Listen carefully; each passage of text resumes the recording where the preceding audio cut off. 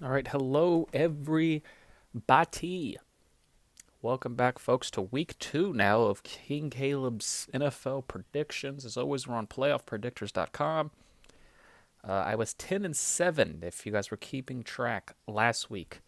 A lot of teams disappointed me. A lot of teams surprised me. A lot of teams were prematurely on the wins. With the divisional wins, I had split.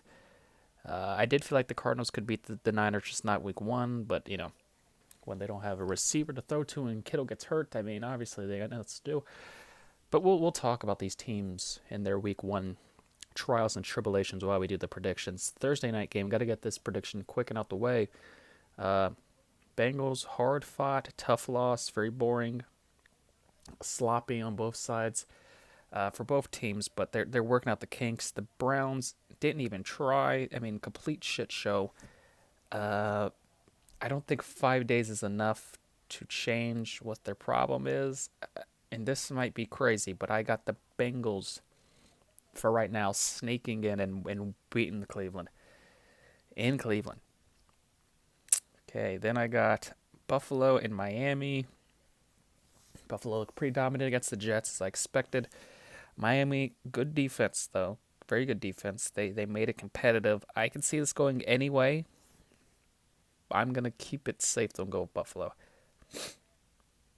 Next, we got my Steelers in Denver. Now, usually in all the other predictions I did for this, the 18,000 ones that I did to fucking, rank the teams, have win-loss record, I had Denver beating us. But we played pretty good, and they looked sloppy. And the defense looked uninspired. And it's in Pittsburgh. Usually they get us in Denver, but I got my Steelers winning this contest. This is going to be an interesting game with the Titans and Jaguars. Who knew the Jaguars actually wanted to compete, beating the Colts? I mean, come on. Minshew, damn near flawless in this game. I think I've said this before. I've said it again. He's the new Fitzpatrick, so he's going to have some good games. He's going to have some god awful games. Uh, Gostkowski needs to get cut. If not, I don't know what they're going to do. But I feel like they can do more on this Jags defense than they could with Denver. I got the Titans winning this game. Chiefs, Chargers. I feel like the Chargers can beat them, just not right now, not this early. They play each other week 17. I feel like I will give the Chargers that game because I think that the Chiefs are going to rest most of their starters that game. But, yeah, too much firepower. Houston and Baltimore. Baltimore actually disintegrated the Browns. Lamar looking better than last year already, week 1. His throwing motion, his accuracy was on point. Houston has some things to work on. The line, as always, the defense shaky. I got Baltimore. And what should be a good game here. Colts, Vikings. This should be interesting. Both 0-1 teams who I had winning their respective games, but they decided to shit the bed. This could go either way too, but I think Minnesota can fix their mistakes, have a more balanced attack. Because like Kirk Cousins had like 12 attempts in like the third quarter. It felt like damn near fourth quarter. Besides those garbage touchdowns, the Thielen and shit. But yeah, I got Minnesota sneaking by Indianapolis. All right, we got the Jets who looked as discombobulated as always versus the 49ers who again struggling on offense. Uh, Defense was good enough. I mean, Hopkins balled out, but that's to be expected. Uh, I think this is a good bounce back game though for the 49ers to get themselves reestablished into the NFC contention. This is going to be a good game, folks. Sunday night game. We got New England. Scram Newton and those Seahawks are going into Seattle to face Russell Wilson. This is the first time these teams have faced since the Super Bowl, I believe. Right? No? I don't know. This is a tough game because New England did look pretty good. Seattle's offense, though, they need to play like that every week. Just let Russell go. And I feel like they might give him a leadway. This is going to be a close game, but I got Seattle winning it, sneaking it, doing whatever you want with it. Las Vegas and New Orleans. I would not be surprised if Vegas snuck this in, folks. But what the fuck is this? Okay, but their defense is too suspect in New Orleans. You know, everyone, the majority of their team is still there, and they know what they're doing.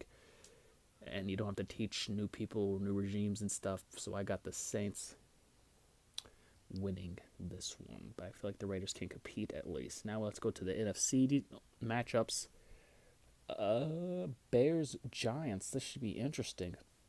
Giants looked a little sloppy. Bears with a nice comeback win. Mitch Trubisky actually looking like a competent quarterback for once. At least in the second half. First half he was abysmal, but again, these are close matchups that I could see any team winning, but for right now, I got the Bears starting at 2-0. Who would imagine with Mitch Trubisky? Carolina and Tampa Bay. Tampa Bay has to work on things. Obviously, they need to gel. Brady needs to relax. They need to have that connection. The receivers and him get more familiar with each other. I feel like they can do it here in Carolina. I can see them splitting this series because Carolina's going to compete. What I think everyone they play. I don't think they'll transition to a lot of wins, but they're not going to be pushovers as you saw last week. And I got Tampa Bay winning this one. Dallas and Atlanta.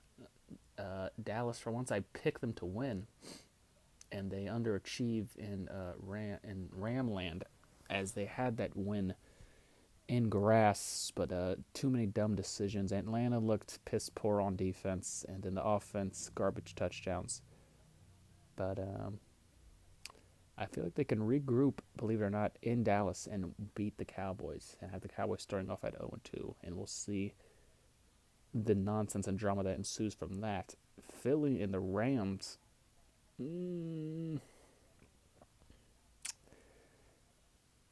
Oh, boys, this is another hard one to pick.